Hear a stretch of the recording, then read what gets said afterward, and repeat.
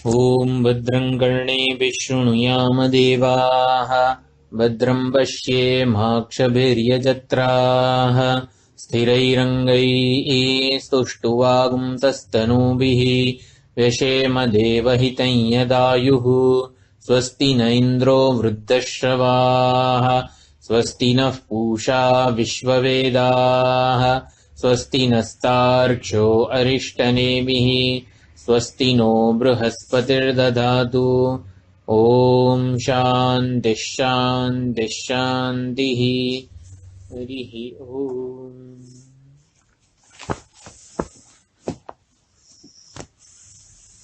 तो छेल्ला मंत्रमां समस्त साक्षीं सदसद्विहीनं प्रयाति शुद्धं परमात्म रूपम। तो समस्त साक्षी, साक्षी नो अर्थ जो साक्षात ईक्षते इति साक्षी, साक्षात कोई ज प्रकारना व्यवधान वगर, कोई प्रकारना साधन वगर, कोई प्रकारना अवरोध वगर, कोई प्रकारना आयास वगर, कोईनी मदद लीधा वगर जे स्वयं प्रकाशे छे, स्वयं होवा मात्रथी जे बधाने जाणे छे, उजाड़े छे, ए साक्षी कहेवाय। एनो मुख्य अर्थमां आ ज अर्थ छे के कोई प्रकारना अवरोध वगर, कोईनी मदद लीधा वगर, कोई प्रकारना आयास वगर ए होवा मात्रथी ज उजाड़े छे बधाने। ए साक्षात ईक्षते, कोई प्रकारनुं एमां व्यवधान पण नथी, कोईनी मदद पण नथी के एने साक्षी होवा माटे, बीजाने जाणवा माटे कोई ज्ञानेन्द्रिय, मन, इंद्रिय, बुद्धि वगैरे कोईनी जरूर नथी। અને સમસ્ત સાક્ષી, સમસ્ત ભેદ જે છે એ પ્રકાર સમસ્ત નો સાક્ષી, એટલે જે કંઈ છે, એટલે આ પેન છે અને એનો હું સાક્ષી છું, એટલે સાક્ષ્ય મારા કરતા જુદું છે અને હું એનો સાક્ષી છું એવું નથી। સમસ્ત નો સાક્ષી એવો અહીંયા સંધિ વિચ્છેદ નથી। નિત્ય કૂટસ્થ સાક્ષી છું, જેને જોઉં છું એ મારાથી भिन्न નથી। માટી એવું કહે છે કે હું અનેક ઘડાઓને જોઉં છું, હું બધા ઘડા, સમસ્ત ઘડાની હું સાક્ષી છું, તો માટીને સમસ્ત સાક્ષી કહેવાય। માટી જેને જુએ છે ને એ એનાથી ભિન્ન નથી। તો કેવું છે, આ જ્ઞાન છે, જ્ઞાન રૂપ સાક્ષી છે કે માટીના જ્ઞાનમાં હું સર્વાત્મા છું, એ જ્ઞાનમાં સર્વનો આત્મા છું, એટલે સર્વ અને પછી એ બધાનો આત્મા, એટલે બધા ઘડાઓ અને પછી હું માટી એનો આત્મા, એવું નથી। મારા સિવાય કંઈ નથી, જેને જોઉં છું તે મારાથી ભિન્ન નથી, મારાથી અભિન્નતયા જ જોઉં છું। એક સાથે બધાને મારામાં કલ્પિત જોઉં છું। કલ્પિત જોઉં છું એવું પણ નથી હકીકતમાં। એના માટીના કેસમાં કેવું, એના સિવાય કશું છે જ નહીં। સમસ્ત સાક્ષી એટલે નામ રૂપની માત્ર ને માત્ર કલ્પના થયેલી છે ચૈતન્ય ઉપર, ચૈતન્ય સિવાય કશું જ છે નહીં। સદસદ વિહીનમ, આ 13મા અધ્યાયમાં આના વિશેની સ્પષ્ટ સમજ પ્રાપ્ત થાય છે। સત અને અસત, જ્ઞેયમ યત્તત પ્રવક્ષ્યામિ યજ્ જ્ઞાત્વા મૃતમશ્નુતે અનાદિમત પરમ બ્રહ્મ ન સત્તન્ના સદુચ્યતે, એવું જે કીધું છે એમાં ભાષ્યકારે પણ સુંદર એની ચર્ચા કરેલી છે કે સત અને અસત એટલે અસ્થિ બુદ્ધિનો વિષય પણ બ્રહ્મ બનતું નથી। બ્રહ્મ છે એવું, જેમ કે આ ઘડો છે તો એમાં કેવું થાય છે કે માટી જ્યારે ઘટ રૂપી આકારથી વિશિષ્ટ થાય ત્યારે ઘડો છે એવો વ્યવહાર થાય છે। એટલે હું એવી માટી છું કે જે એક પણ ઘડામાં મર્યાદિત નથી। માટી એવું કે હું એવી માટી છું કે એક પણ ઘડાનો ખ્યાલ મારામાં નથી, એક પણ ઘડાનો અધ્યારોપ મારામાં થયેલો નથી, એવી માટી હું છું। જેમ કે રજ્જુને પૂછીએ ત્યારે કે તું કોણ છે, તો કે હું એક અદ્વિતીય રજ્જુ છું। તો આ એક ને અદ્વિતીય વગેરે બધા શબ્દો કેમ કે સાપ ને ભૂછિદ્ર અને પાણીનો રેલો અને માળા, આ બધા વિકલ્પોની સાપેક્ષે એને એક અને અદ્વિતીય કહેવું પડે છે।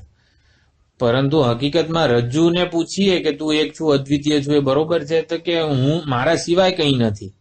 એટલે આ જે બધા વિકલ્પો છે એનું કોઈ અસ્તિત્વ, કોઈ ખ્યાલ મારામાં નથી। તમને ભલે દેખાય પરંતુ રજ્જુ કે મારામાં નથી। એટલે હું સર્વાત્મા માટી છું, એટલે એક પણ ઘડાનો ખ્યાલ કે એક પણ અધ્યારોપ વગરનો હું છું। અધ્યારોપ થાય ત્યારે જ આ સત અને અસત વ્યક્ત અવ્યક્ત, કાર્ય કારણ, સ્થૂળ સૂક્ષ્મ વગેરે ખ્યાલ જે છે એનાથી હું રહિત છું. સદસદ વિહીનમ, છે એવી બુદ્ધિનો વિષય હું બની શકું નહીં. જે વસ્તુ છે એવી બુદ્ધિનો વિષય બને એ હંમેશા વિકારી જ હોય. એટલે છે એવી બુદ્ધિનો વિષય બ્રહ્મ કે ચૈતન્ય કેમ નથી બનતું? કારણ કે છે એવી બુદ્ધિનો વિષય જે બને એ વિકારી હોય, અનૃત હોય, જડ હોય. ઘડો છે, માટી છે, કોડિયું છે વગેરે આ જે બધું છે એ હંમેશા વિકારી જ હોય, જડ હોય, અનૃત હોય. નથી એવી બુદ્ધિનો પણ વિષય જે બને એ હંમેશા જડ હોય, વિકારી હોય, અનૃત હોય. અને માટે સદસદ વિહીનમ કીધું. ભગવદ્ ગીતાના 13મા અધ્યાયમાં પણ ન સત તન્ના સદ ઉચ્યતે એવું કીધું છે ભગવાને. અને પછી પ્રયાતિ શુદ્ધમ પરમાત્મા રૂપમ, શુદ્ધ પરમાત્મા સ્વરૂપને પ્રાપ્ત થાય છે એટલે પોતાના એ સ્વરૂપને જાણે છે. અહીંયા બધી જે ગત્યર્થક ધાતુ છે જ્ઞાનના અર્થમાં જ છે. બ્રહ્મ સ્વરૂપ ચૈતન્ય સ્વરૂપ હતો જ માટે જ્ઞાનથી એ ચૈતન્ય સ્વરૂપને પ્રાપ્ત થાય છે. પોતાના વિશેના ખોટા ખ્યાલ એક સાચી સમજથી, સાચા જ્ઞાનથી, એના ઉપદેશથી દૂર થયા અને માટે સાચા સ્વરૂપની પ્રાપ્તિ થઈ ગઈ છે. શુદ્ધમ પરમાત્મા રૂપમ પ્રયાતિ, શુદ્ધ પરમાત્મા સ્વરૂપને પ્રાપ્ત કરે છે. બ્રહ્મવિદ આપનોતિ પરમ, તો બ્રહ્મને જાણનારો પરમને પ્રાપ્ત કરે છે. તો પરમ હતો જ માટે જાણનારો પ્રાપ્ત કરે છે. પરમ એટલે બધા કરતા ઉત્કૃષ્ટ, બધાથી પર છે જ અને માટે જ્ઞાનથી પ્રાપ્ત કરે છે. આ પ્રકારે પ્રથમ ખંડ છે આખો કૈવલ્ય ઉપનિષદ. સુંદર તત્વમ પદનું શોધન થયેલું છે, એની વિચારણા પણ થયેલી છે. ફળશ્રુતિ રૂપ ખંડ 2 છે. તો દ્વિતીય ખંડમાં યહ શતરુદ્રીયમ અધીતે, આ ગદ્યાત્મક જ છે. સહ અગ્નિપૂતો ભવતી, સુરાપાનાત પૂતો ભવતી, બ્રહ્મ હત્યાત પૂતો ભવતી, કૃતકૃત્યાત પૂતો ભવતી, તસ્માદ અવિમુક્તમ આશ્રિતો ભવતી, અત્યાશ્રમી સર્વદા સકૃદ્વા જપેત. યહ શતરુદ્રીયમ અધીતે, શતરુદ્રીયમ એટલે અહીંયા કૈવલ્ય ઉપનિષદ નો શતરુદ્રીય શબ્દથી ઉલ્લેખ થયો છે, નિર્દેશ થયો છે. એટલે બ્રહ્મ વિદ્યાની પ્રાપ્તિમાં સાધન રૂપ સાધન એટલે જયારે આશ્વલાયન ઋષિએ બ્રહ્મ વિદ્યાની માગણી કરી હતી, અધીહિ ભગવો બ્રહ્મ વિદ્યામ વરિષ્ઠામ, ત્યારે સાધન સહિતની બ્રહ્મ વિદ્યાના ઉપદેશની પદ્ધતિનું હે ગુરુજી તમે સ્મરણ કરો. સાધન સહિતની બ્રહ્મ વિદ્યાનો ઉપદેશ આપો, ઉપદેશની પદ્ધતિનું સ્મરણ કરો એવી પ્રાર્થના કરી હતી. એટલે બધું અહીંયા એ પ્રકારની સાધન સહિતની કર્મયોગ, પછી ઉપાસના અને પછી જ્ઞાન યોગ બધાનો વિચાર થયો. ત્વમપદ તત્પદ શોધન થયું અને પછી બંનેનું ઐક્ય પણ સ્થાપિત થયું. એટલે એનો અહીંયા નિર્દેશ થયો છે. યહ શતરુદ્રીયમ અધીતે, કૈવલ્ય ઉપનિષદનું જે આવી રીતે ગુરુ મુખેથી પરંપરાના આચાર્ય પાસેથી શ્રવણ કરે છે, અધીતે અધ્યયન કરે છે, શુદ્ધ વાણીથી ભક્તિપૂર્ણ હૃદયથી આ અને એકાગ્રચિત્ત થઈને જ્યારે આના ઉપર વિચાર કરવામાં આવે છે. બ્રહ્મ જ્ઞાન આપણને મોક્ષ જોઈએ છે, મોક્ષ માટેનું સાધન છે બ્રહ્મ જ્ઞાન. બ્રહ્મ જ્ઞાન કઈ રીતે? બ્રહ્મ જ્ઞાન એટલે બ્રહ્મ આકારની વૃત્તિ આપણા અંતઃકરણમાં જન્મે. બ્રહ્મ આકારની એટલે કે હું બ્રહ્મ છું, હું ચૈતન્ય માત્ર સ્વરૂપ છું, એવી વૃત્તિ, એવો મારા વિશેનો ખ્યાલ કો, જ્ઞાન કો, સમજ કો, એ ક્યારે જન્મે? એટલે બ્રહ્મ જ્ઞાનનું શું સાધન છે? બ્રહ્મ વિચાર, બ્રહ્મ અન્વેષણ, એને સેલ્ફ ઇન્ક્વાયરી એવો પૂજ્ય સ્વામીજી શબ્દ વાપરે છે. સેલ્ફ ઇન્ક્વાયરી એટલે આત્મવિચાર કો, બ્રહ્મ વિચાર કો. વિચારથી વસ્તુનું પ્રાગટ્ય થતું હોય છે. વસ્તુ સિદ્ધિર વિચારેણ, વિવેક ચૂડામણીમાં પણ શંકરાચાર્યજી લખે છે, વસ્તુની સિદ્ધિ, વસ્તુનું જ્ઞાન જે છે એ વિચારથી થાય. આપણને કોઈ વસ્તુની પ્રાપ્તિ કરવી હોય તો કર્મ કરવું પડે, કર્મ એમાં સાધન છે. અપ્રાપ્તની પ્રાપ્તિ માટે કર્મ સાધન છે. પ્રાપ્તની ઓળખાણ કે પ્રાપ્તના જ્ઞાન માટે પ્રાપ્ત આડેના જેટલા અવરોધો હતા એ અવરોધોની નિવૃત્તિ માટે વિચાર જ કરવો પડે. જે વસ્તુ નિત્ય પ્રાપ્ત જ છે એ અપ્રાપ્ત જણાતી હોય તો અવરોધોને લીધે જણાય છે. તો એના માટે અવરોધોને દૂર કરવા માટે બ્રહ્મ વિચાર કરવો જોઈએ. એટલે બ્રહ્મ વિચાર, આત્મવિચાર એ ગુરુ અધીતે શબ્દ જે છે, એટલે આવી રીતે જે ગુરુ મુખેથી ઉપદેશ નું શ્રવણ કરે છે, એના ઉપર મનન કરે છે, અને પછી નિધિધ્યાસન કરે છે, એટલે બ્રહ્મ વિચાર. આપણા શાસ્ત્રોમાં પણ સ્વાધ્યાય કહો, બ્રહ્મ વિચાર કહો, એટલે શ્રવણ, મનન, નિધિધ્યાસન ત્રણેય વસ્તુ સમજી લેવાની. એટલે વાણીથી આનું ઉચ્ચારણ થાય, બુદ્ધિથી એના અર્થનું અનુસંધાન થાય, મનમાં ગુરુ અને શાસ્ત્ર માટે અત્યંત પ્રેમ હોય, શ્રદ્ધા હોય, ભક્તિ હોય, ત્યારે પછી એ અર્થનું સ્ફુરણ થાય છે. યહ અધીતે. તો આવી રીતે અશુદ્ધ અંતઃકરણ, પવિત્ર વિરક્ત અંતઃકરણમાં એનો અર્થ જે છે એ આકારની વૃત્તિ, એટલે આપણું મન સંસ્કૃત થાય, આપણી બુદ્ધિ આત્મવિચારથી સંસ્કૃત થાય, ત્યારે એ સંસ્કૃત થયેલી બુદ્ધિમાં આ અર્થનું સ્ફુરણ થતું હોય છે કે હા, ઇદમ ઇત્થમ એવ, હા, જે ઉપનિષદ કહી રહ્યું છે કે હું ચિન્માત્ર સ્વરૂપ છું, હા, ખરેખર એવું જ છે. એટલે સમજમાં આવે જે વસ્તુ, જે અર્થ, એ પછી આપણે સ્વીકારી પણ શકીએ. તો એના માટે સંસ્કાર એવા હોવા જોઈએ કે દેહથી જુદો એવો હું છું, આ દેહમાં જ પોતાને માત્ર મર્યાદિત માનનારો હોઉં તો નામરૂપની સત્યતા હંમેશા રહેવાની. પરંતુ હું આ દેહથી વિલક્ષણ છું વગેરે જે ત્વમપદનું શોધન થયું, એ શુદ્ધ સાત્વિક અને વિરક્ત અંતઃકરણમાં આના અર્થનું, સાચા અર્થનું, સાચી સમજનું સ્ફુરણ થાય છે. અને હું બ્રહ્મ છું, હું ચૈતન્ય છું, એ જ મારી એકમાત્ર ઓળખાણ રાખું.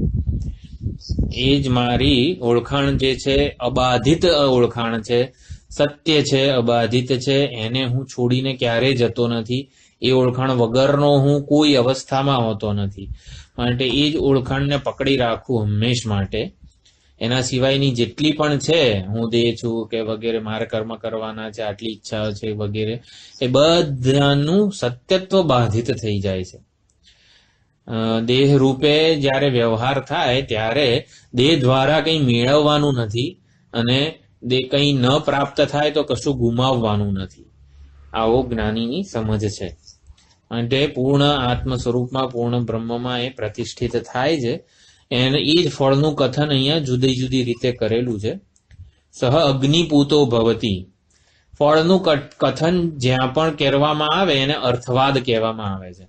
અર્થવાદ એટલે સ્વાર્થે પ્રામાણ્ય ના હોય, પરંતુ ઉપનિષદ જે કહે છે કે જે જ્ઞાન વિચાર કહો, બ્રહ્માભ્યાસ કહો, એમાં એનું તાત્પર્ય છે હકીકતમાં.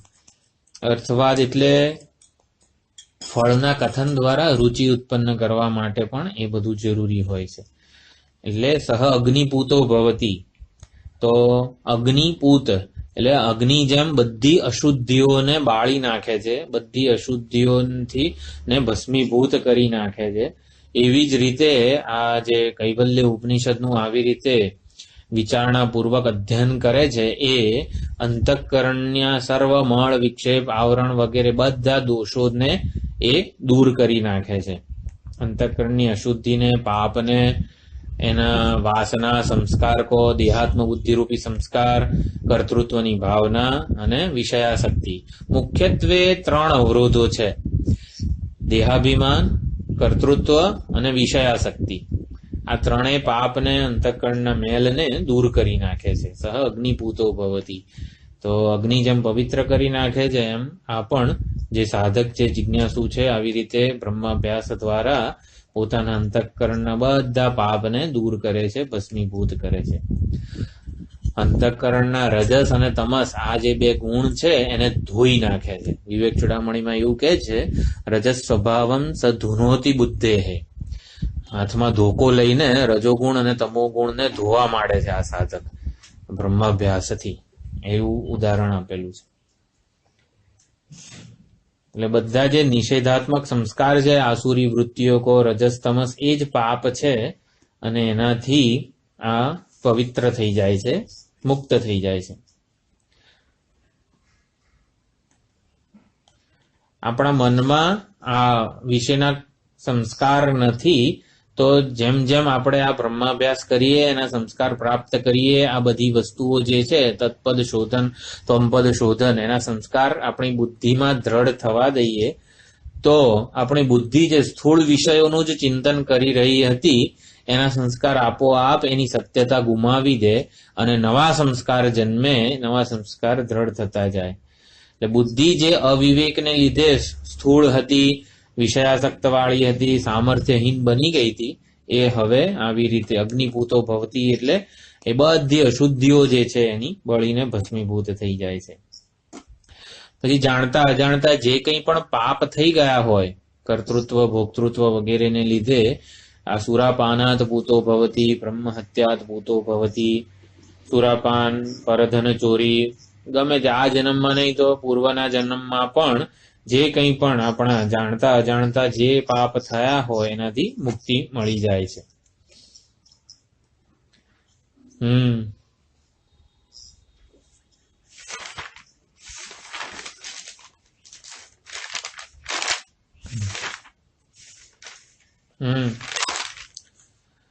हाँ वो तो रहेगा, लेकिन उसका मेरे साथ संबंध कट जाएगा. वो स्वप्न में मुझे 1 करोड़ रुपए की लॉटरी लग गई. हाँ.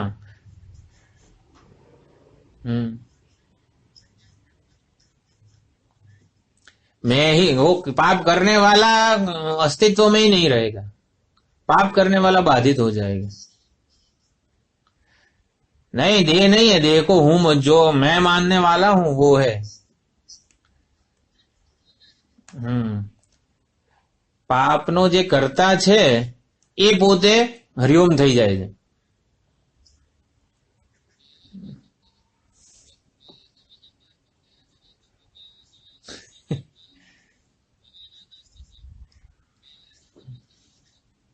ના ના,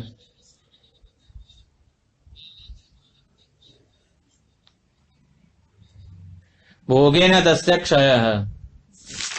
ભોગેન તસ્ય.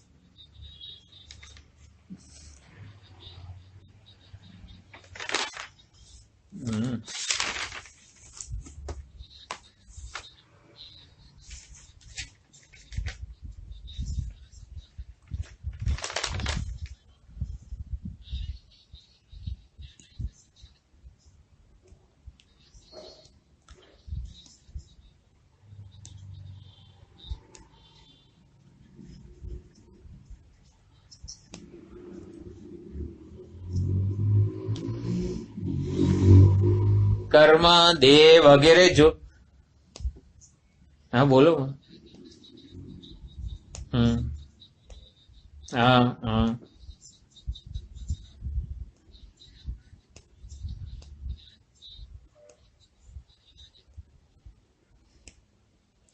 એટલે મેં કીધું ને કે એના જોડેનો સંબંધ કપાઈ જાય છે.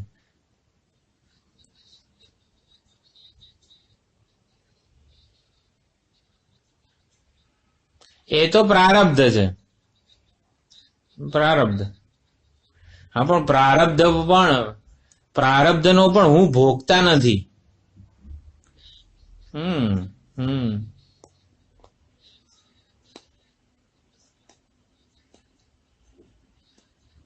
હા હા, મેં કીધું ઓલું દાંતનો દુખાવો થાય ત્યારે આ દાંત દુખે છે. હા, એટલે એના માટે જ એના સંસ્કાર દ્રઢ કરવા પડે. આ બધી વસ્તુઓ એટલે જે કે હું ભૂખ વગરનો છું, હું તરસ વગરનો છું, એ વિચાર કરતા કેવું છે આપણે કે ભૂખ જેને લાગી છે એ હું નથી, એ વધારે જ અપીલ કરે છે આપણને.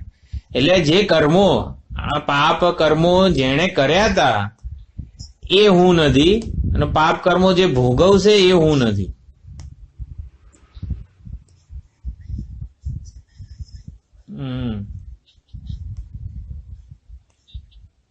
तो ये सब करो, इसके लिए श्रोतु बुद्धि ही प्ररोचनाय.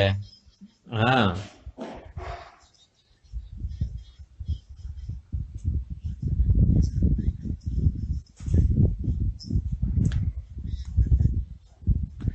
ऐसे नहीं होता है। वो पहले सात्विक बनना पड़ता है, तब वो छूटेगा। શુદ્ધ સાત્વિક વિરક્ત અંતઃકરણ હોય ત્યારે કર્તૃત્વ બાધિત થાય, નકર કરતા જ છોડતો નથી આપણને. આપણે તો મુક્ત જ છીએ, પણ કરતાએ આપણને પકડી લીધો છે, ભોગતાએ આપણને પકડ વહી હે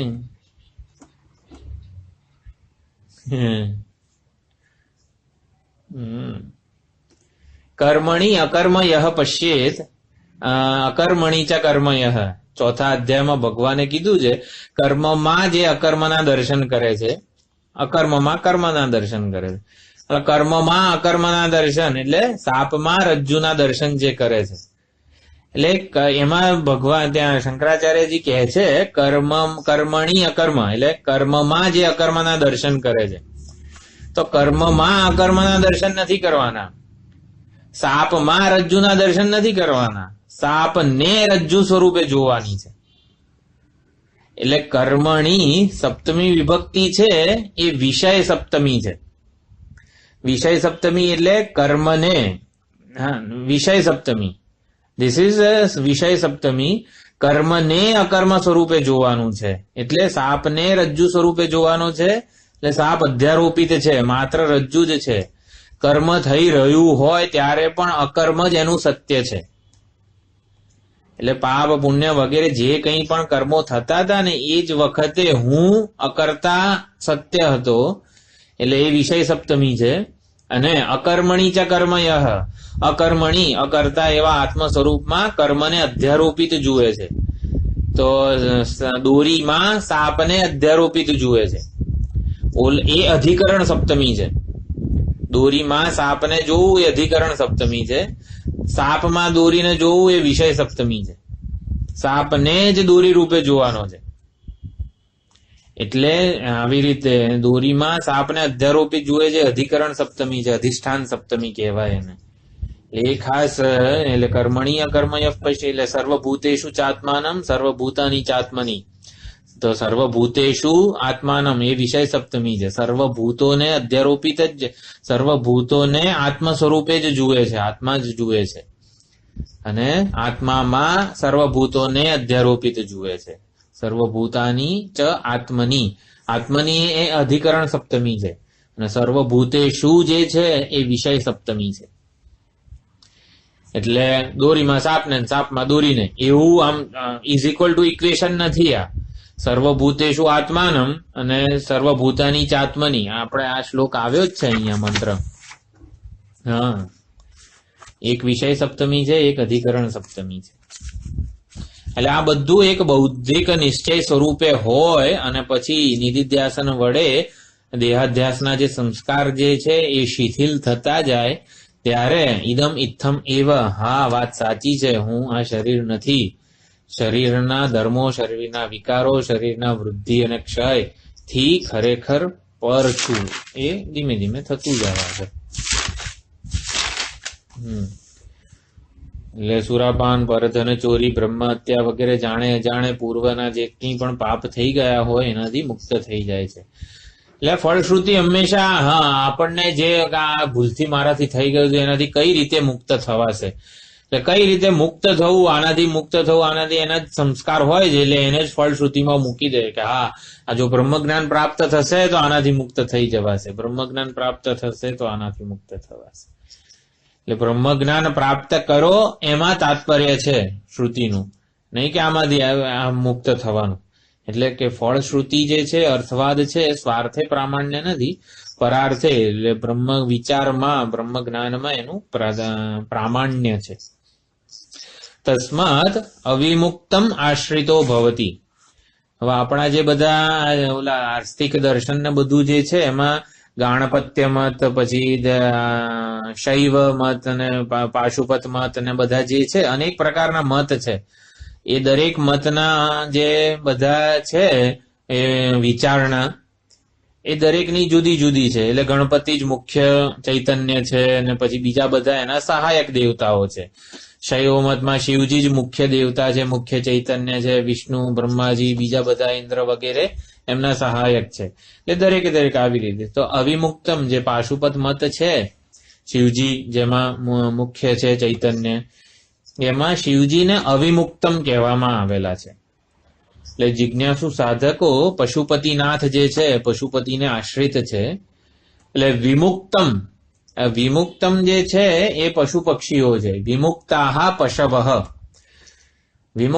પશવઃ અવિમુક્ત પશુપતિ, એવું એ લોકોના સિદ્ધાંતમાં છે.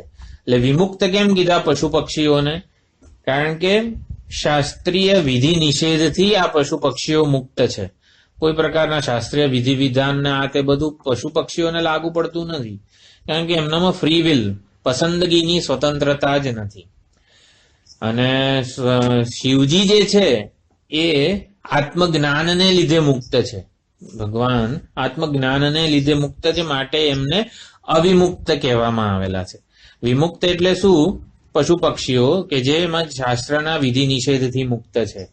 અને અવિમુક્ત એટલે આવા જે વિમુક્ત છે પશુ પક્ષીઓ, એમના સ્વામી, પશુઓના પતિ, પશુપતિનાથ.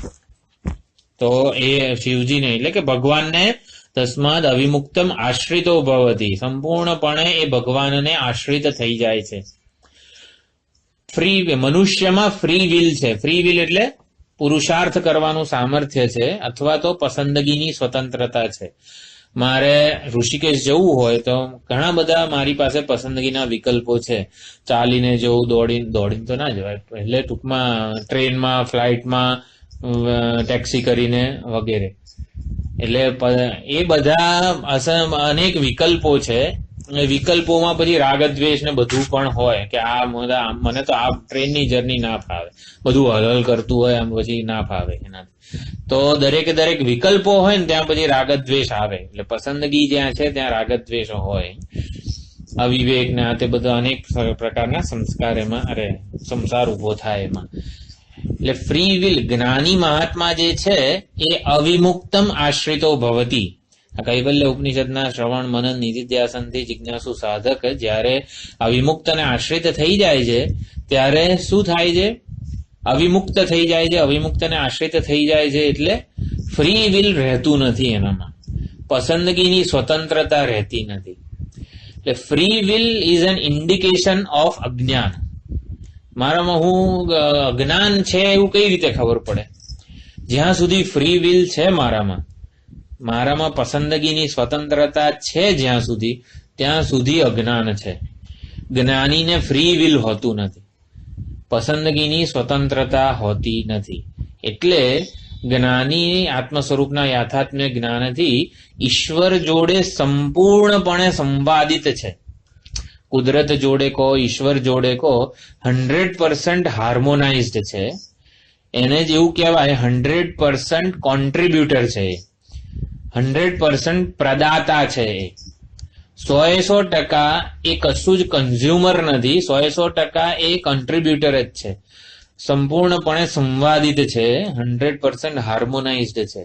એટલે ઈશ્વરની જે ઈચ્છા છે એમાં પોતે સંપૂર્ણપણે એ સમર્પિત છે. ઈશ્વરને જે કરાવવું છે ને એમાં જ એ સ્વસ્થ છે, સ્વીકાર છે એને પોતાની કોઈ અલગથી એવી ઈચ્છા નથી કે હું આવી રીતે કરું, આમ કરું, તેમ કરું.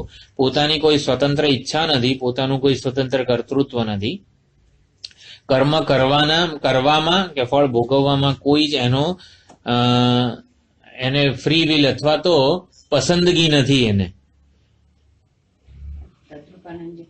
હું કોઈ યોજના કરતો નથી, ઈશ્વરની યોજનાનો ઇનકાર પણ કરો. હું કોઈ યોજના કરતો નથી અને ઈશ્વરની યોજનાનો અસ્વીકાર પણ કરતો નથી. એટલે આપણે જે કેલ્ક્યુલેશન કે મેન્યુપ્યુલેશન જે કહેવાય છે એનાથી મુક્ત થઈ જઈએ એને અવિમુક્તમ આશ્રિતો ભવતી એવું કીધું છે. કર્મ કરીએ, વ્યવહાર કરીએ ત્યારે અનેક પ્રકારના કેલ્ક્યુલેશન આપણે કરવા જ પડતા હોય છે. પરંતુ આપણું જે છે એ કર્મ દ્વારા, એ કર્મ આપણું અપ્રાપ્તની પ્રાપ્તિનું સાધન બને ને તો એ અજ્ઞાન કહેવાય. એ જ કર્મ પ્રાપ્તની પ્રાપ્તિનું સાધન બને તો એને જ્ઞાન કહેવાય, જ્ઞાનનું સહાયક કહેવાય. એટલે કર્મ દ્વારા હું કંઈ પણ કરું એના દ્વારા હું દેહ છું, ઇન્દ્રિય છું, મન છું, બુદ્ધિ છું, અહંકાર છું વગેરે કોઈ પણ પ્રકારની ઓળખાણ જે છે એની સાથે તાદાત્મ્ય ના હોય, અથવા તો એને કંઈક એ ઓળખાણ સંતોષાતી હોય કે હા હું આમ કરું છું, એનાથી મારામાં કંઈક વધારો થતો હોય કે ન કરવાથી કંઈક ઘટાડો થતો હોય, ત્યારે આપણે એ કેલ્ક્યુલેટેડ કે યોજનાપૂર્વકનું કહેવાય કે એને પ્રયોજનયુક્ત સંબંધ નથી જ્ઞાનીનો. નૈવ તસ્ય કૃતેનાર્થ ના કૃતે નેહ કશ્ચન. ત્રીજા અધ્યાયમાં કહે છે ભગવાન, ન ચાસ્ય સર્વભૂતેષુ કશ્ચિદ અર્થ વ્યપાશ્રય. અર્થ વ્યપાશ્રય રહેતો નથી જ્ઞાનીને. અર્થ વ્યપાશ્રય એટલે પ્રયોજનયુક્ત સંબંધ રહેતો નથી કોઈનો, અરે જ્ઞાનીને કોઈની સાથે. આત્મ સ્વરૂપમાં યાથાત્મ્ય છે, એટલે યાથાત્મ્યનું જ્ઞાન હોવાથી ઈશ્વરની યોજના જે છે એમાં સંપૂર્ણપણે એ પોતાનો સૂર પુરાવે છે, પોતાનો અલગ સૂર એ વગાડતો નથી. જેમ ઓલું શું કહેવાય એને, ઓર્કેસ્ટ્રા હોય, એમાં 100, 200, 5000 માણસો વગાડતા હોય તો એ બધાનો એક જ સૂર હોય છે. એમાં હું થોડોક ઊંચો સૂર લઉં, કેમ મારાથી નીચા સ્વરમાં બોલાતું નથી, વગાડાતું નથી, કોઈ પ્રોબ્લેમ હોય તો આપણે બધા કરતા જુદા થવાની જરૂર કેમ પડી? કારણ કે હું વિશિષ્ટ છું એવું મારે સાબિત કરવું છે. એટલે એ બધાની જરૂરિયાતથી મુક્ત છે જ્ઞાની. વિશિષ્ટ બનવાની, વિશિષ્ટ હોવાની, વિશિષ્ટ પ્રતીત થવાની જરૂરિયાતથી મુક્ત છે. અત્યંત શુદ્ધ સાત્વિક હોય ત્યારે સમષ્ટિમાં ભળી જઈએ, પોતાનું સ્વતંત્ર અસ્તિત્વ રાખવાની જરૂરિયાતથી આપણે મુક્ત થઈ જતા હોઈએ છીએ. એટલે તસ્માદ અવિમુક્તમ આશ્રિતો ભવતી, સંપૂર્ણપણે આ ઈશ્વરને સમર્પિત જીવન જીવતા હોય છે જ્ઞાની પુરુષો, સાધક પણ. એટલે સાધકનો પણ આ ઉપનિષદના અધ્યયનથી સંવાદિત વ્યવહાર થતો જાય. વિવેક, વૈરાગ્ય, ષટ્સંપત્તિ, મુમુક્ષા વગેરે સાધન ચતુષ્ટય સંપત્તિ ધીમે ધીમે પૂર્ણ માત્રામાં વિકસિત થતી જાય. અને જેટલા પણ અવિવેકના સંસ્કાર હતા, દેહાત્મ બુદ્ધિ, વિષયાસક્તિ, કર્તૃત્વનું અભિમાન, આ બધું ક્ષીણ થતું જાય બ્રહ્માભ્યાસથી, બ્રહ્મ વિચારથી. મન શાંત અને પ્રસન્ન બને, બુદ્ધિ સૂક્ષ્મ બને, એકાગ્ર બને, અને આવી રીતે આ જે અધ્યયન થાય છે એનો પૂરેપૂરો લાભ ઉઠાવી શકે. જે કંઈ પણ કરે ને એનો પૂરેપૂરો લાભ ઉઠાવી શકે છે જ્ઞાની. જે કંઈ પણ કરતો હોય, કચરો વાળતો હોય તો 100% એનો આનંદ એ માણી શકે, કારણ કે વર્તમાનમાં છે, ઈશ્વરની બધી યોજનાનો એ સ્વીકાર કરેલો છે. એટલે જ્ઞાનીનું સંપૂર્ણ જીવન ઈશ્વરની આરાધના બનીને રહેલું છે. એટલે સાધકે, જિજ્ઞાસુ સાધકે પણ પોતાનું જીવન પ્રયત્નપૂર્વક ઈશ્વરની આરાધના બની રહે એવું કરવાનું છે. જ્ઞાની માટે જે સહજ છે, જિજ્ઞાસુ સાધક માટે એ પ્રયત્નપૂર્વક કરવાની સાધના છે. એટલે પ્રયત્નપૂર્વક થાય ત્યારે જ એ સ્પોન્ટેનિયસ બની જાય છે. સ્પોન્ટેનિયસ એટલે સહજ બની જાય. સાધક અવસ્થામાં એ ડેલિબરેટિવ એફર્ટ હોય, એટલે પ્રયત્નપૂર્વક કરે. અને જ્યારે અજ્ઞાની અવિવેકીના માટે ઈચ્છાપૂર્વકનું સકામ કર્મ એ આવેગાત્મક, ઇમ્પલ્સિવ હોય છે. તો ઇમ્પલ્સિવમાંથી ડેલિબરેટ બનવાનું, ડેલિબરેટના અભ્યાસથી સ્પોન્ટેનિયસ આપણું આખું આ સમગ્ર વ્યક્તિત્વ બની જાય છે. પછી કીધું અત્યાશ્રમી સર્વદા સકૃદ્વા જપેત. અત્યાશ્રમી જે સંન્યાસી છે એના માટેનો આ નિયમ વિધિ છે. જેમ ઈશાવાસ્ય ઉપનિષદમાં શું નિયમ વિધિ હતો? ઈશાવાસ્યમિદમ સર્વમ યત્કિંચ જગત્યામ જગત તેન ત્યક્તેન ભુંજીથાહા. પછી મહાગૃતઃ, એ જે હતું એ સંન્યાસી માટેનો નિયમ વિધિ હતો. કે એટલે નિયમ વિધિ એટલે ઈશાવાસ્યમિદમ સર્વમ જ્ઞાન ના પરિણામે સ્વાભાવિક રીતે જે થવાનું છે એનો અનુવાદ. એટલે ઈશાવાસમ, સર્વત્ર આત્મ સ્વરૂપ ઈશ્વરના દર્શન થાય ત્યારે પછી કોઈના ધનની આશા રહેવાની જ નથી. બધું જ સર્વાત્મ ભાવ જ્યારે પ્રાપ્ત થાય ત્યારે અન્ય જ કોઈ નથી, અન્ય ધન મારાથી જુદું નથી. જે કંઈ છે નિત્ય પ્રાપ્ત જ છે મને, મારે ધનની આવશ્યકતા નથી. તો એવી જ રીતે અત્યાશ્રમી સર્વદા સકૃદ્વા જપેદ, હંમેશા એકવાર પણ આ કૈવલ્ય ઉપનિષદનું પઠન કે એના અર્થને ધારણ કરવો જોઈએ. નિરંતર એકવાર પાઠ કરવો જોઈએ, સર્વદા નિરંતર અથવા તો સકૃત્વા એકવાર રોજ એનો પાઠ કરવો જોઈએ. એટલે અત્યાશ્રમી સંન્યાસીએ કરવાનું છે એવું નહીં, મનમાં સંન્યાસ વૃત્તિ ધારણ કરીને આ વસ્તુ કરવાની છે. જિજ્ઞાસુ સાધકે પણ આ અત્યાશ્રમી બની જવાનું, એટલે કે સંન્યાસી બનીને રહેવાનું થોડો સમય. એટલે આપણે બધાએ આના વિચાર કરીએ ત્યારે ખરેખર મારે આ શરીર, ઇન્દ્રિય, મન, બુદ્ધિ, એના સ્વજનો, ધર્મો, એના કર્મો, એના ભોગો, આ બધા સાથે કોઈ જ સંબંધ નથી, નાહવા નીચોવાનો સંબંધ નથી. એટલે એવી રીતે એના અર્થને ધારણ કરીને સંન્યાસી બની જઈને આનો વિચાર કરવાનો છે.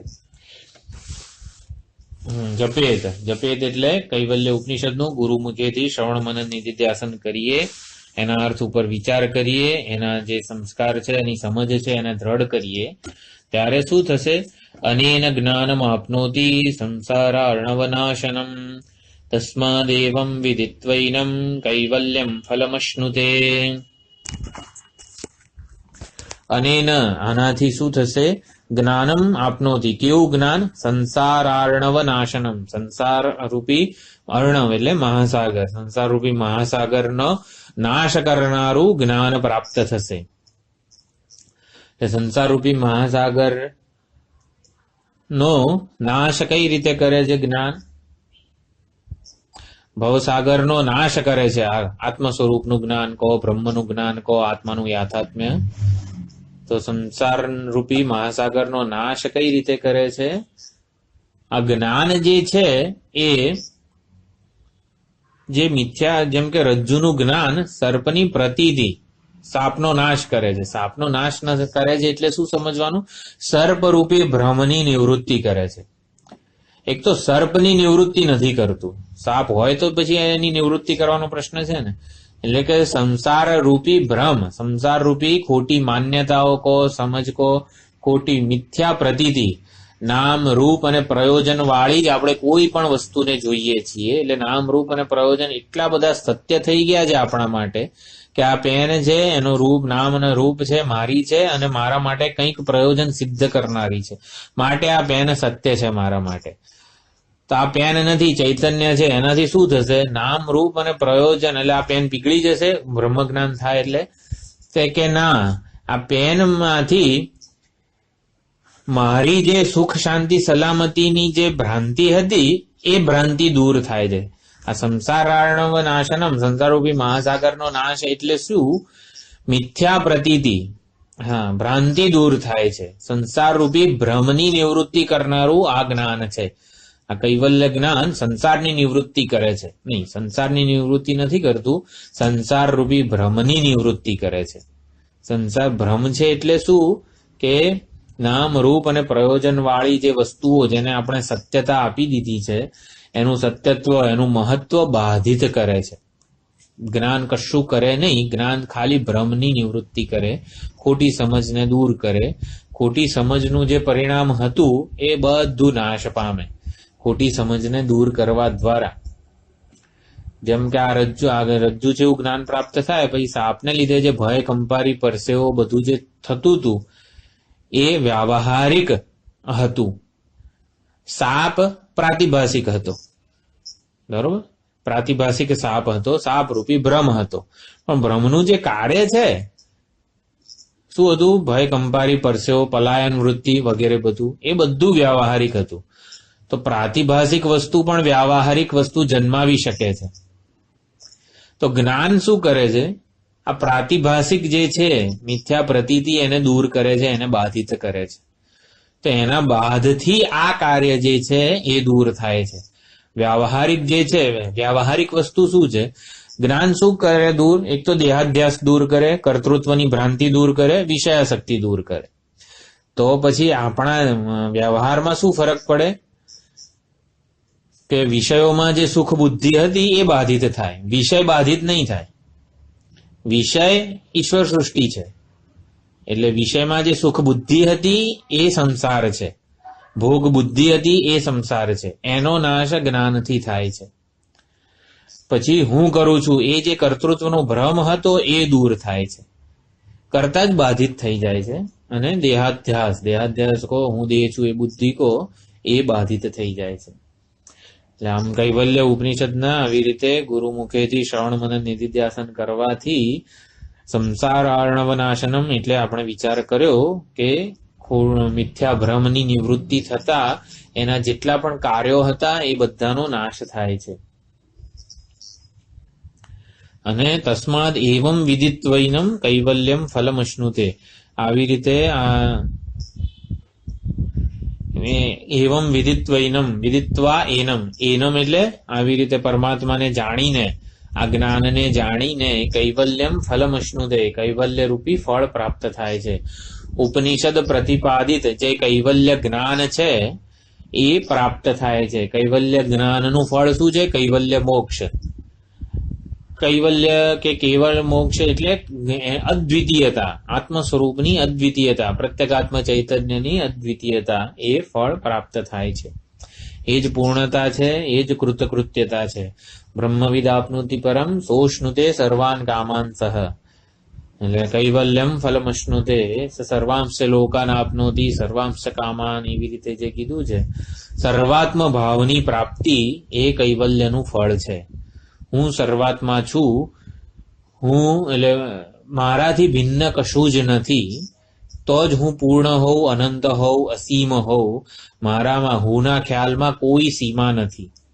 હુંના ખ્યાલમાં અપરિચ્છિન્નતા એ જ મારું સાચું સ્વરૂપ છે. હુંના ખ્યાલમાં કોઈ સીમા નથી. તો એવું કૈવલ્ય રૂપી ફળ પ્રાપ્ત થાય છે. તો આવી રીતે સુંદર કૈવલ્ય ઉપનિષદનો વિચાર થયો. એનું ફળ આપણને મળે, એના વિચારમાં જ આપણે હંમેશા રહીએ એવી પરમાત્માને પ્રાર્થના કરીએ. થોડુંક આપણે ખાલી સંક્ષેપમાં એનો અર્થ જોઈ લઈએ તો, આશ્વલાયન ઋષિ ભગવાન પરમેશથી એવા બ્રહ્માજી પાસે જઈને અધિહિ ભગવો બ્રહ્મ વિદ્યામ વરિષ્ઠામ, સર્વ વિદ્યાઓમાં શ્રેષ્ઠ વરિષ્ઠામ કેમ કીધું છે એનો બહુ વિચાર કર્યો આપણે. બ્રહ્મ વિદ્યા જ એકમાત્ર પ્રાપ્તિની વિદ્યા છે, અથવા તો વ્યવહારિક સ્તરે જોઈએ તો બીજી બધી જે વિદ્યાઓ છે એ કાયદાનું જ્ઞાન આપે છે. ભૌતિક શાસ્ત્ર કો, રસાયણ શાસ્ત્ર, જ્યોતિષ શાસ્ત્ર, ક્વોન્ટમ ફિઝિક્સ, આ બધું શું કરે છે? કાયદાઓનું જ્ઞાન આપે છે આપણને. જ્યારે આ કાયદાઓ ઘડ્યા છે કોણે? કાયદાના ઘડનારનું જ્ઞાન બ્રહ્મ વિદ્યા આપે છે. ઈશ્વર વિષયક આ જે વિદ્યા છે, એટલા માટે આ બ્રહ્મ વિદ્યા વરિષ્ઠ છે, શ્રેષ્ઠ છે. કાયદાના ઘડનારનું જ્ઞાન આપે છે. એકવાર કાયદાના ઘડનારને જાણી લઈએ તો બધા કાયદાઓનું જ્ઞાન થઈ જ જાય ને આપણને, એટલે કશું બાકી ના રહે. એટલા માટે એકને જાણવાથી સર્વનું જ્ઞાન જે છે એ બ્રહ્મ વિદ્યા વડે જ પ્રાપ્ત થાય છે. માટે અધિહિ ભગવો બ્રહ્મ વિદ્યામ વરિષ્ઠામ સદા સિદ્ધિ સેવ્યમાનમ નિગૂઢામ, બધા સત્પુરુષો વડે જે સેવિત છે. અને આવી રીતે બ્રહ્મ વિદ્યાની માગણી કરી ત્યારે પરમેશથી બ્રહ્માજીએ શ્રદ્ધા ભક્તિ ધ્યાન યોગાદવૈહિ, શ્રદ્ધા ભક્તિ ધ્યાન યોગ એટલે શ્રવણ મનન નિધિધ્યાસન, એવો પણ આપણે વિચાર કર્યો. શ્રદ્ધા બુદ્ધિમાં હોય, મનમાં ભક્તિ હોય, અને પછી ધ્યાન યોગ એ વિચાર કરવાનો છે. ચિત્તમાં ધ્યાન યોગ હોય ત્યારે અવૈહી, મન બુદ્ધિ ચિત્ત અહંકાર, તો એવી રીતે મનમાં ભક્તિ છે, બુદ્ધિમાં શ્રદ્ધા છે, ચિત્ત ધ્યાન યોગ એટલે કે બ્રહ્મ વિચાર કરે છે, ત્યારે અવૈહી એટલે અહંકાર બાધિત થાય છે. અહંકાર પોતાના સાપ પોતાના રજ્જુ સ્વરૂપને જાણે છે, એટલે કે રજ્જુ જ પોતાના સાચા સ્વરૂપને જાણે છે. રજ્જુ જે પોતાને સાપ માનતી હતી, કઈ રીતે?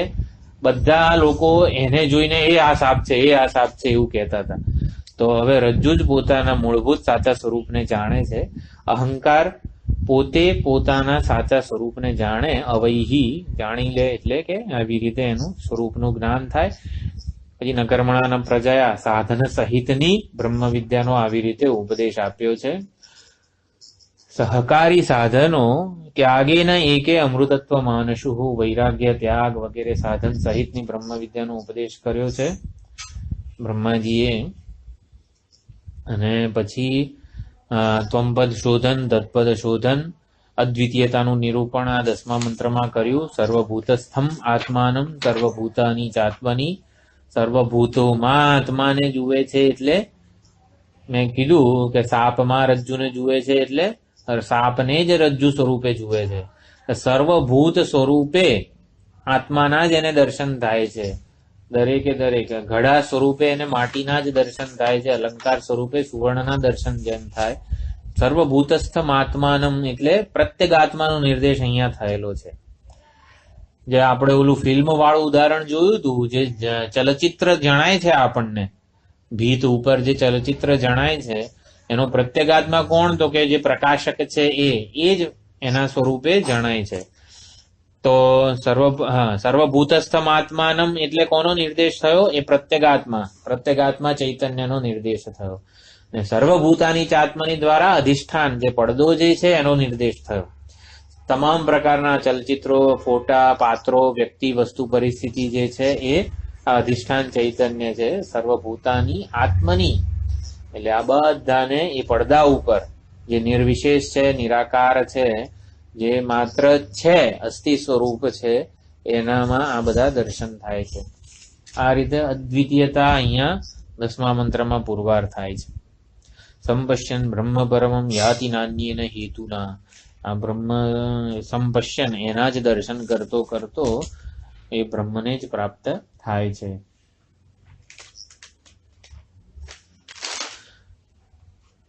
વચ્ચે આ વિવિક્ત દેશે ચ સુખાસનસ્થ આ બધા જે છે 5મા મંત્રમાં જે કીધું, અત્યાશ્રમસ્થ સકલેન્દ્રિયાણી નિરુદ્ધ ભક્ત સ્વગૃહમ પ્રણમ્ય, આ બધું ફર્સ્ટ એડ કહેવાય.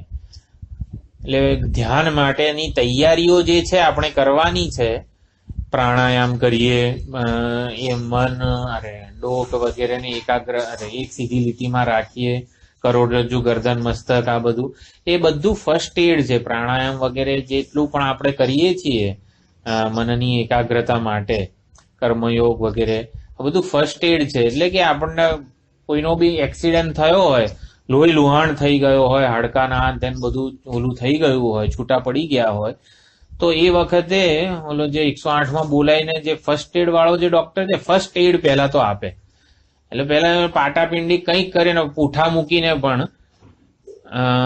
પાટો બાંધીને એમ જેમ તેમ કરીને કંઈક એને હોસ્પિટલ ડોક્ટર સુધી પહોંચાડે. ફર્સ્ટ એડ કેવી વસ્તુ છે કે અંતિમ ધ્યેય નથી, ચાલો આપણે તો ફર્સ્ટ એડ મળી ગયું ને એટલે હવે આપણે કઈ હોસ્પિટલમાં જવાની જરૂર નથી, એવું નથી. એટલે મેઇન વસ્તુ આત્મવિચાર છે. આપણે જે ડોક્ટર પાસે જઈને જે ઓપરેશન કરે કે રોગની નિવૃત્તિ કરે એ બ્રહ્મ વિચાર કરવાનું છે. જ્ઞાન કો બ્રહ્મ વિચાર કો એ કરવાનું છે. તો એના પૂર્વે આપણે જરાક એના પાસે જઈને કંઈક ડોક્ટર જે કરવાનો છે આપણા ઉપર, એના માટે તૈયાર હોઈએ. એના માટે ફર્સ્ટ એડ કેવું એક બહુ જ મહત્વનું સાધન બની જાય છે. એનાથી આપણે ત્યાં પહોંચીએ, જીવિત રહીએ, સહી સલામત રહી શકીએ. તો આ ફર્સ્ટ એડ જેવું આ બધું છે. વિવિક્ત દેશે છે સુખાસનસ્થ, જેટલી પણ પૂર્વ તૈયારીઓ છે ધ્યાન યોગની અથવા તો બ્રહ્મ વિચારની, એ બધી ફર્સ્ટ એડ સમાન છે. એને જ અંતિમ માની નથી લેવાનું. પછી આખી જિંદગી પ્રાણાયામ દ્વારા જ મનને શાંત કરવાનો પ્રયત્ન કરીએ એવું નહીં. પ્રાણાયામ દ્વારા મન શાંત થાય, પછી એ શાંત મન વડે કંઈક સાધના કરવાની છે. પ્રાણાયામ વડે મન શાંત થઈ જાય, પછી મન શાંત થાય પછી ટીવી જોવા નથી બેસવાનું. પ્રાણાયામ વગેરે જેટલી બી સાધનાઓ, કર્મયોગ ના તે બધા શુદ્ધ સાત્વિક વિરક્ત અંતઃકરણ બને, પછી એવા અંતઃકરણને બ્રહ્મ વિચારમાં જોડવાનું છે. એટલે ફર્સ્ટ એડ જે છે એ આ કામ કરે છે. મારો જવાબ એટલે એનું પણ અહીંયા સુંદર રીતે નિરૂપણ થયું છે. પછી તરત જ કેવું કીધું, રુદ પુંડરીકમ વિરજમ વિશુદ્ધમ વિચિંત્ય મધ્યે વિશદમ વિશોકમ, તરત જ એને બ્રહ્મ વિચારમાં જોડવાનું છે. આપણે તો કલાક પ્રાણાયામ કરીએ અને પછી છાપું વાંચવા બેસીએ એવું નથી કરવાનું. મનની જે શાંતિ જે છે પ્રાણાયામના લીધે મળી છે, જેમ કે ઉપદેશ સારમાં રમણ મહર્ષિ કેવું કહે છે કે વાયુ રોધનાદ લીયતે મનઃ જાલ પક્ષીવત રોધ સાધનમ. વાયુના રોધન પ્રાણના આયામથી જયારે મન એકાગ્ર થયું હોય, લીયતે મનઃ એ લીન થયેલું મન, એટલે કે લીન થયેલું એટલે એના વિક્ષેપથી મુક્ત થયેલું મન, બહિર્મુખ તામાંથી મુક્ત થયેલું મન, પ્રાણબંધનાત લીન માનસમ એક ચિંતનાત નાશ્યમેત્યદઃ. એટલે પ્રાણના બંધનથી જે લીન થયેલું મન છે એને એક ચિંતન એટલે આપણો બ્રહ્મ વિચાર, એક એટલે અહીંયા ચૈતન્ય બ્રહ્મ, એના ચિંતનમાં એને જોડવાનું છે. એટલે લય અને નાશ ને પછી બધી વાત આવે છે. એટલે કે પ્રાણાયામથી જે માનસિક શાંતિ મળે છે એને લોકો અંતિમ સત્ય માની લે છે કે હા મારું મન શાંત થઈ ગયું છે. એટલે એવું નથી. શાંત મન તો આપણે સુષુપ્તિમાં પ્રાપ્ત થાય છે. કોઈ ઓલી ટ્રાન્ક્વિલાઇઝર ની બધી ગોળીઓ લઈએ તોય મન શાંત થઈ જ જતું હોય છે. પરંતુ એ શાંત મન વડે પછી સાધનામાં પ્રવૃત્ત થવાનું છે, એટલે કે બ્રહ્મ વિચાર કરવાનો છે. તો એટલે તરત જ અહીંયા જે ફર્સ્ટ એડ એટલે શું? વિવિક્ત દેશે ના તે બધું. એટલે એ થયું પછી તરત જ વિચિંત્ય મધ્ય વિશદમ વિશોકમ અચિંત્યમ અવ્યક્તમ અનંત રૂપમ બધું શિવમ પ્રશાંતમ બધું કીધું છે. બ્રહ્મ વિચારમાં પ્રવૃત્ત થવા માટે આ બધું કીધું. એટલે ધ્યાત્વા મુનિર્ગચ્છતિ ભૂતયોનિમ. સર્વાત્મ ભાવનું નિરૂપણ થયું. સબ્રહ્મા સ શિવસ્તેન્દ્ર સોક્ષર પરમસ્વરાટ વગેરે રીતે. પછી ત્વંપદ શોધન સએવ માયા પરિમોહિતાત્મા જાગ્રત સ્વપ્ન સુષુપ્તિનું સુંદર નિરૂપણ. એના દ્વારા જાગ્રત સ્વપ્ન સુષુપ્તિમાં જનારો હું જાગ્રત સ્વપ્ન સુષુપ્તિથી વિલક્ષણ છું. આ ત્રણેય અવસ્થાઓ આવનારી જનારી છે. હું એવો ને એવો નિત્ય કૂટસ્થ સાક્ષી ચૈતન્ય સ્વરૂપે જ સ્થિત રહું છું. પુરત્રયે ક્રીડતી યશ્ચ જીવઃ તતસ્તુ જાતમ સકલમ વિચિત્રમ. જે પ્રત્યેગાત્મા એ જ અધિષ્ઠાન ચૈતન્ય છે. પ્રત્યેગાત્મ ચૈતન્ય એ જ અધિષ્ઠાન ચૈતન્ય જેવું જાણવું, એવું જ્ઞાન થાય, એવી સમજ પ્રાપ્ત થાય ત્યારે કહી શકાય મહી એવ સકલમ જાતમ મહી સર્વમ પ્રતિષ્ઠિતમ. આ બધું મારામાંથી જન્મે છે. આ બધું મારામાંથી જન્મે છે એટલે મારામાંથી આ પેન થોડી જન્મી. આ પેનનો હું જન્મદાતા તો નથી. એટલે શું સમજવાનું કે મારી સભાનતામાં, આજે સ્વામીજીએ સવારે કીધું, મારી સભાનતામાં આ પ્રેમ છે, પેન છે, એટલે પેન મારામાંથી જન્મી છે એવું કહી શકાય. આનો હું દ્રષ્ટા છું એટલે આ પેન મારાથી જુદી નથી. દૃશ્ય ક્યારે દ્રષ્ટાથી સ્વતંત્ર અસ્તિત્વ ધરાવતું નથી. માટે જ એવું કહી શકાય કે દૃશ્યનું ઉપાદાન કારણ દ્રષ્ટા છે. આનો જ આપણે એ રીતે વિચાર કર્યો હતો કે ઘટ મને જે જણાય છે એ ઘટ બુદ્ધિ કરતા જુદો નથી. ઘટ બુદ્ધિ એ પ્રત્યેગાત્મ ચૈતન્ય કરતા જુદી નથી. પ્રત્યેગાત્મ ચૈતન્યના સન્નિધિમાં, એના ચૈતન્યમાં જ, એની સભાનતામાં જ ઘટ બુદ્ધિ પ્રકાશિત થઈ રહી છે. ઘટ બુદ્ધિને લીધે ઘડો પ્રકાશિત થઈ રહ્યો છે. અને માટે એવું કહી શકાય કે ઘડો મારામાંથી જન્મે છે, મારામાં સ્થિત છે, મારામાં લય પામે છે. એટલે વિચારથી આ લયની સ્થિતિ છે. લય એટલે કે આવી રીતે ઘડો મારામાં જ છે, હું જ એનું ઉપાદાન કારણ છું. તો આવી રીતે પણ સુંદર અહીંયા વિચાર થયો. પછી તત્પદ શોધન પણ અહીંયા થયું. ત્રિષુ ધામસુ યદ ભોગ્યમ ભોક્તા ભોગસ્ય યદ ભવે તેભ્યો વિલક્ષણ સાક્ષી. આ ભોક્તા ભોગ, ભોગ્ય વગેરે બધું એક ચૈતન્યના જ ભિન્ન ભિન્ન નામ છે. જેમ કે એક જ સુવર્ણના ભિન્ન ભિન્ન નામ, વીંટી છે, પછી હાર છે, કંઠી છે, બુટ્ટી છે, સુવર્ણના જ ભિન્ન ભિન્ન નામ છે. તો એવી જ રીતે એક જ ચૈતન્યના ભોક્તા, ભોગ્ય, ભોગ, પ્રમાદા, પ્રમેય, પ્રમિતિ, પ્રમાણ, આ બધું એક ચૈતન્યના જ નામ માત્ર છે. એટલે કે પ્રમાતા શું છે? હકીકતમાં ચૈતન્ય જ છે. પ્રમેય પણ શું છે? ચૈતન્ય જ છે. જે ઘડો મને જણાય છે એ હકીકતમાં અધિષ્ઠાન ચૈતન્ય છે, અસ્થિભાતિ પ્રિય છે. હું ઘડાને જે જોનારો છું એ પ્રત્યેગાત્મ ચૈતન્ય છે. આમ આવી રીતે એક જ ચૈતન્ય પ્રમેય બને છે, એક જ ચૈતન્ય પ્રમાતા બને છે, એક જ ચૈતન્ય પ્રમાણ, ઘટ બુદ્ધિને પ્રમાણ કહેવાય, એ બને છે. અને પછી પ્રમિતિ, એ પણ એ જ બને છે. એક જ ચૈતન્યને પ્રાપ્ત થયેલા જુદા જુદા નામ છે.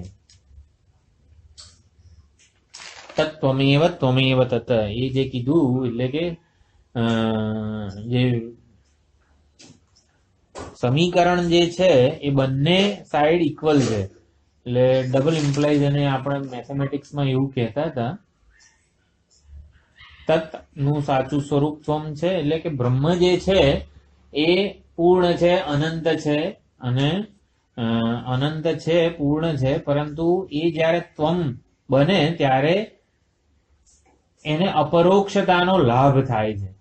અને ત્વમ પદ એટલે કે અહમ જે છે એ જયારે એના અપરિચ્છિન્ન સ્વરૂપને જાણે ત્યારે એને અનંતતાનો લાભ થાય છે. બંને સાઈડ તત અને ત્વમ એક એક વસ્તુથી વંચિત રહેલા છે અવિવેકથી કે અજ્ઞાન કાળે. તત જે છે ને એ મારાથી જુદું છે, દ્રષ્ટાથી જુદું હોય ને એ એક તો જડ હોય.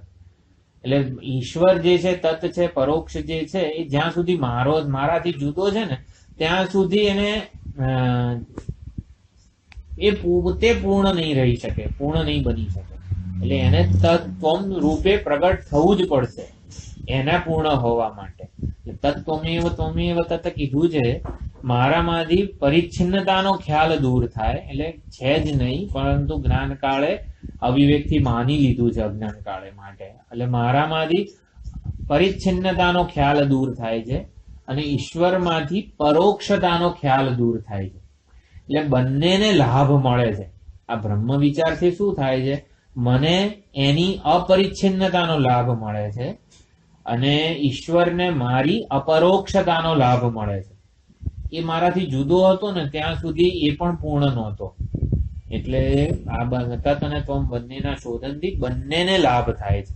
મને એના અનંતતાનો, મને એની પૂર્ણતાનો, એના આનંદ સ્વરૂપનો લાભ થાય છે. એને મારા સાક્ષાત અપરોક્ષપણાનો લાભ થાય છે, એને મારા જ્ઞાનનો લાભ થાય છે. અને જે આચાર્યો કેવું અધિષ્ઠાન ચૈતન્ય જે પડદો જે છે અધિષ્ઠાન ચૈતન્ય છે એમાં અસ્થિનું પ્રાધાન્ય છે. આપણું જે ઉદાહરણ છે ફિલ્મનું, ટોર્ચ, મન, ચલચિત્ર જગત અને પડદો, તો પડદામાં અસ્તિત્વનું પ્રાધાન્ય છે અને ઓલી ટોર્ચ છે એમાં ભાતિનું પ્રાધાન્ય છે. હા, એટલે દ્રષ્ટાંતમાં તો ઓલી ટોર્ચ અને પડદો બે જુદા છે અને મન એના કરતા જુદું છે, પણ હકીકતમાં એવું નથી. પ્રત્યેગાત્મ ચૈતન્ય એ જ અધિષ્ઠાન ચૈતન્ય છે એવું કહી શકાય. એવું જ છે, એક જ ચૈતન્યના આવી રીતે અસ્થિના પ્રાધાન્યથી એને અધિષ્ઠાન ચૈતન્ય કીધું છે, ભાતિના પ્રાધાન્યથી એને પ્રત્યેગાત્મ ચૈતન્ય એવું કીધું છે. એટલે એક કાર્યકરણ સંઘાતનું શું સત્ય છે? પ્રત્યેગાત્મ ચૈતન્ય.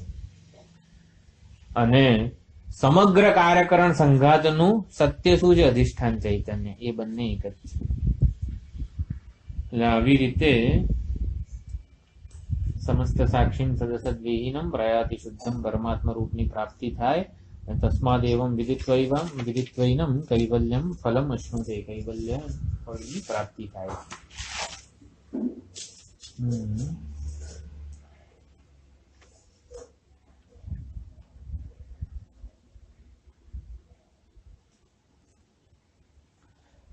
એટલે સૌથી મોટામાં મોટું પ્રાયશ્ચિત, આપણે શ્રી રુદ્રમનું અધ્યયન કર્યું ત્યારે એવું હતું, સૌથી મોટામાં મોટું પ્રાયશ્ચિત આ રુદ્રાધ્યાયીનું પઠન જે છે એનું અધ્યયન છે. અને એટલા માટે શિવરાત્રીના દિવસે રુદ્ર એકાદશી વગેરે પણ કરવામાં આવે છે, 11 વાર આવર્તન કરવામાં આવે છે. તો યહ શતરુદ્રીયમ અધીતે એવું જે કીધું છે, એટલે શતરુદ્રીયની સાથે આ કૈવલ્ય ઉપનિષદને સરખાવવામાં આવે છે કે આ શતરુદ્રીય એટલે કે કૈવલ્ય ઉપનિષદના અધ્યયનથી, એના વિચારથી વ્યષ્ટિ અને સમષ્ટિ બંને પાપમાંથી મુક્તિ મળે છે. સમષ્ટિના સ્તરે પણ જે પાપ રહેલા છે મેક્રો લેવલ ઉપર અને માઇક્રો લેવલ ઉપર, બધા પાપ ધોવાઈ જાય છે. એટલે અગ્નિપૂતો ભવતી અને સુરાપાનાદ બધા પૂતો ભવતી એ કીધું છે. અગ્નિપૂતો ભવતી એટલે અગ્નિ દેવતાની, અગ્નિ નારાયણની અવગણના આપણે કરીએ, એનો તિરસ્કાર કરીએ તો જે પાપ લાગે છે એ દૂર થાય. એટલે આ જે વૈદિક બ્રાહ્મણો, જે વૈદિક પરંપરાના જે આપણા બધા હતા, શરદચંદ્ર ભટ્ટ બધા, એટલે ઓલું અગ્નિ પ્રગટાવ્યો હોય દિવાસળી કે તો આમ ફૂંક મારીને કોઈ દિવસ દીવો ઓલવે નહીં એ લોકો, જે પરંપરાગત છે બધા.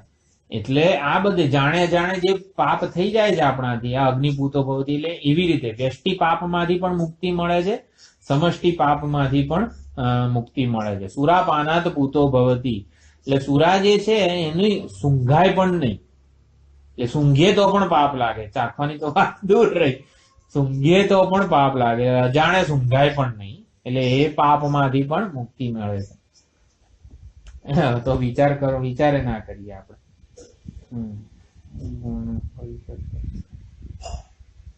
બ્રહ્મ હત્યા એટલે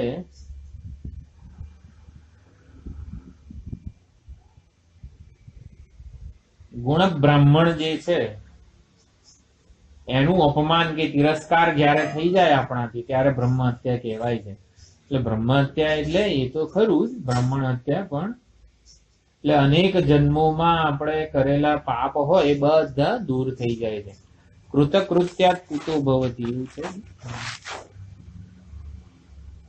કૃતકૃત્યાત પૂતો ભવતી. કૃતકૃત્યાત એટલે વિહિત અકરણ. મારે કંઈક કરવાનું હતું અને ના થયું મારાથી. ઓલા રસ્તે ચાલતા કોઈ દાદાને રસ્તો ક્રોસ કરાવવાનો હતો અને હું પસાર થઈ ગયો, અને એટલે મેં કરવાનું હતું ને ના કર્યું, અને પછી નિષિદ્ધકરણ એટલે વિહિત અકરણ, નિષિદ્ધકરણ એ બંનેથી એટલે omitting something which should not be done, એટલે એ મારાથી ઓમિટ થઈ ગયું અને કમિટ થઈ ગયું. કમિશન ઓમિશન આ જે શબ્દો છે એનાથી જેટલા પણ પાપ થયેલા છે એનાથી મુક્ત થઈ જવાય છે. અને અવિમુક્ત આશ્રિતો ભવતી એટલે શિવજી અવિમુક્તેશ્વર, એટલે અવિમુક્તેશ્વર એટલે શિવજી એના શરણે કાશી જે વારાણસી છે એમાં આપણને મુક્તિ મળી જાય છે. એકવાર સર્વવેદાંત સાધકે આનું અધ્યયન કરવું જ જોઈએ, અને એના જ્ઞાન આપનોતી એટલે આ કૈવલ્ય ઉપનિષદનું જ્ઞાન આપણને આવી રીતે પ્રાપ્ત થાય છે.